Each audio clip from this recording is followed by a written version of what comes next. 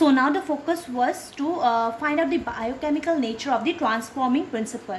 So regarding the biochemical nature of the transforming principle, so transforming principle, it was the name given to the substance which was getting passed on from one bacteria to the other bacteria. So that substance was called as the transforming principle by Griffith.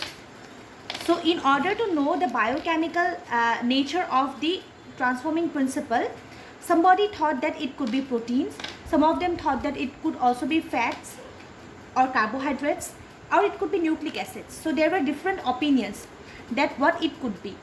So bacteriologists performed a series of experiments to identify the transforming principles. So some of the experiments which they performed were, they precipitated the transforming principle with alcohol, and it was found that the transforming principle was precipitated when alcohol was added to it. So what did this prove? That it was not a carbohydrate. So had it been a carbohydrate, it would not have been precipitated with alcohol. So these are some of the properties of different biomolecules. Okay, so properties of different carbohydrates, proteins, I think you are aware of them. If you are not aware, also just listen to it when I say, just remember it this way, not in much detail. So now they had precipitated it in protein digesting enzymes called proteases. Okay, so what they did, it could not be destroyed with proteases. So in the transforming principle, they had used now proteases. Now the destroying means what? For example, protease are the enzymes which digest the proteins. So if you mix protease with a protein, what will happen? The proteins will get destroyed. Destroyed in the sense that the proteins will get digested. But it was found that the transforming principle, when it was brought in contact with proteases, it could not be destroyed. So this proves that the transforming principle was not even a protein. Because had it been a protein, that the protease would have digested the transforming principle. It was also found that the transforming principle could not be digested or destroyed with lipases. It could not be digested with lipases or destroyed. So they were not even lipids. So they are not carbohydrates, proteins, lipids or fats.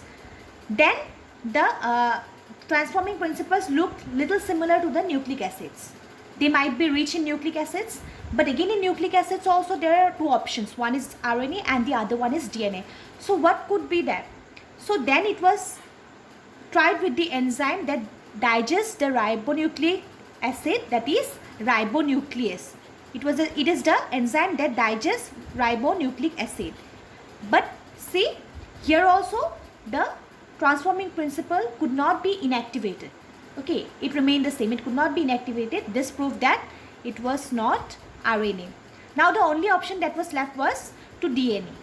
Okay, so the transforming principle, what they did when they used deoxyribonuclease. So what is deoxyribonuclease? It is the enzyme that can inactivate or destroy DNA, or it is the DNA digesting enzyme. So when this transforming principle was brought in contact with deoxyribonuclease, then it could be inactivated. So ultimate aim was to destroy or inactivate or digest that enzyme. So it could be inactivated, and this concluded that the material or the transforming principle was DNA, or the genetic material that passes on from one organism to another organism, that is nothing but the DNA. So it was concluded that the DNA is the genetic material. So this was proved after experiment of Griffith. After Griffith gave the transforming principle, then only this genetic material DNA, the genetic material is the DNA, is proved. Okay, so assumptions were given by Griffith, but it was finally proved after carrying out these experiments by different bacteriologists. Some of the names are given in your book, so you can just refer to your book for those names. Not all of them are given, but I think proteins, who had experimented with proteins to find out if it is a protein. So this kind of names are given, so you can just refer to your book. Biochemical nature of the transforming principle, one paragraph is there, so you can just refer to that. So this is all about the transforming principle. So next we will move on in our next class to the to the Hershey and Chase experiment.